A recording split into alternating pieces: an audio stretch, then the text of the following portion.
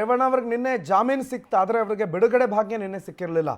ಇನ್ನೇನು ಕೆಲವೇ ಕ್ಷಣಗಳಲ್ಲಿ ಅಂದರೆ ಮೇ ಬಿ ಸಂಜೆ ಒಳಗಡೆ ಅವರು ಪರಪ್ಪನ ಅಗ್ರಹಾರದಿಂದ ತಮ್ಮ ಮನೆ ಕಡೆಗೆ ಹೊರಡಬಹುದು. ಕೇಸ್ನಲ್ಲಿ ಬಿಗ್ ರಿಲೀಫ್ ಸಿಕ್ಕಿದೆ. ಸಂಜೆಯೊಳಗೆ ಮಾಜಿ ಸಚಿವ ಎಚ್ ಡಿ ರೇವಣ್ಣ ಅವರ ಬಿಡುಗಡೆ ಆಗುತ್ತೆ.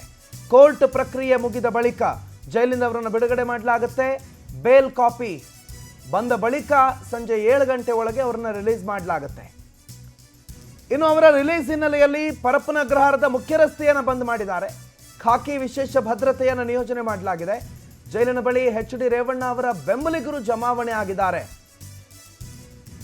ಷರತ್ತುಬದ್ಧ ಜಾಮೀನು ಕಿಡ್ನಾಪ್ ಕೇಸ್ನಲ್ಲಿ ಎಚ್ ಡಿ ರೇವಣ್ಣ ಅವರಿಗೆ ಮಂಜೂರಾಗಿದೆ. ಒಂದಿಷ್ಟು ಷರತ್ತುಗಳ ಜೊತೆಗೆ ಬಿಗ್ ರಿಲೀಫ್ ಅವ್ರಿಗೆ ಸಿಕ್ಕಿದೆ. ದೃಶ್ಯಗಳನ್ನು ಗಮನಿಸ್ತಾ ಇದ್ರೆ ರೇವಣ್ಣ ಅವರ ಅಭಿಮಾನಿ ಬಳಗ ರೇವಣ್ಣ ಅವರನ್ನು ಸ್ವಾಗತ ಮಾಡೋದಕ್ಕೆ ಬಹಳ ಕಾತರದಿಂದ ಕಾಯ್ತಿದ್ದಾರೆ.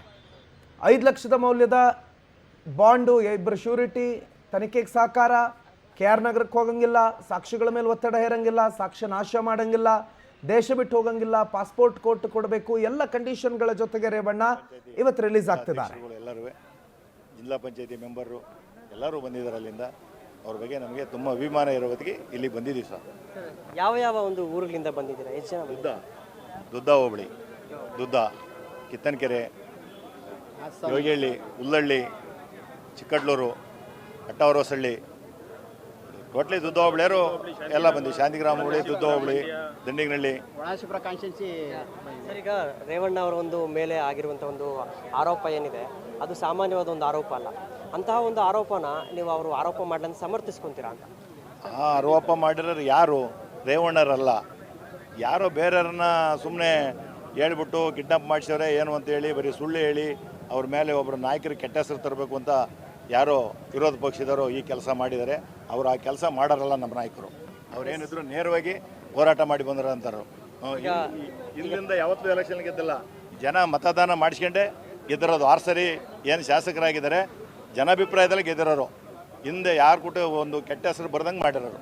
ಸರ್, ಈಗ ರೇವಣ್ಣ ಅವರಾಗಿರ್ಬೋದು, ಅವರ ಮಗ ಆಗಿರ್ಬೋದು, ಅವ್ರ ಮೇಲೆ ಸಾಕಷ್ಟು ಆರೋಪಗಳಿರುವಂಥದ್ದು. ಇದನ್ನು ಏನೋ ಹಾಸನದ ಜನ ನಂಬ್ತಿದಾರ ಅಥವಾ ಇಲ್ವಾ ಅಂತ? ಮಗ ತಪ್ಪು ಮಾಡಿದರೆ ಕೋರ್ಟ್ ಇದೆ, ಕಾನೂನಿದೆ, ಅದನ್ನು ನೋಡ್ತಾ ಶಿಕ್ಷೆ ಆಗ್ತಾರೆ. ಇಲ್ಲ ಆತಂದು ಮಾಡಿಲ್ಲ ಅಂತ ಇವರೇ ಏನಾರು ಅದನ್ನು ಯಾರನ್ನಾರ ಹೆಣ್ಮಕ್ಳನ್ನ ಇವರೇ ಕರ್ಕೊಂಡು ಹೋಗಿ ಅವರಿಗೆ ಹಿಂಸೆ ಕೊಟ್ಟು ಮಾಡಿದರೆ ಅದು ಕೋರ್ಟು ಅವ್ರಿಗೂ ಒಳ್ಳೆ ತೀರ್ಪು ಬರ್ಬೋದು. ಇಲ್ಲ ಕೆಟ್ಟದ್ದು ಮಾಡಿದರೆ ಅವ್ರಿಗೆ ಶಿಕ್ಷೆ ಆಗ್ತದೆ. ಅಲ್ಲ, ಒಂದು ವೇಳೆ ಈಗ ನೀವು ಸರ್, ಈಗ ಒಂದು ವೇಳೆ ಅವರು ತಪ್ಪು ಮಾಡಿದ್ರು ಶಿಕ್ಷೆ ಆಗಲಿ ಅಂತ ಹೇಳ್ತೀರಾ? ಸರ್, ತಪ್ಪು ಮಾಡಿದರೆ ಯಾರಿಗಾರು ಶಿಕ್ಷೆ ಆಗಲಿ. ತಪ್ಪು ಮಾಡಿದರೆ ನಾವಾಗಿರ್ಬೋದು, ಇನ್ನೊಬ್ಬರಾಗಿರ್ಬೋದು, ಶಿಕ್ಷೆ ಆಗೇ ಆಗುತ್ತೆ. ಅದು ಖಂಡಿತ. ನಾವು ರೇವಣ್ಣ ಸಾಹೇಬರು ತಪ್ಪು ಮಾಡ್ದಂಥ ಇವತ್ತು ಅವ್ರಿಗೆ ಶಿಕ್ಷೆ ಕೊಟ್ಟಾರೆ. ಈ ಸರ್ಕಾರದವರು ಇವತ್ತು ನೇರ ಹೊಣೆ DK ಶಿವಕುಮಾರ್ ಅವರು. ನೇರ ಹೊಣೆ ಇವತ್ತು ನಮ್ಮ ರೇವಣ್ಣವರು ಒಳಗಿಶಿಬುರ ಕ್ಷೇತ್ರದಲ್ಲಿ ಹಾಸನ ಕಾನ್ಸ್ಟಿಟ್ಯೂನ್ಸಿಲಿ ಇವತ್ತು ಒಳ್ಳೆ ಕೆಲಸ ಮಾಡೋಂಥ ವ್ಯಕ್ತಿ ಅಂದರೆ ನಮ್ಮ ರೇವಣ್ಣ ಅವರು. ಎಸ್, ಇದಿಷ್ಟು ಏನು ಅವರು ರೇವಣ್ಣ ಅವರ ಒಂದು ಅಭಿಮಾನಿಗಳ ಮಾತಾಗಿರುವಂಥದ್ದು.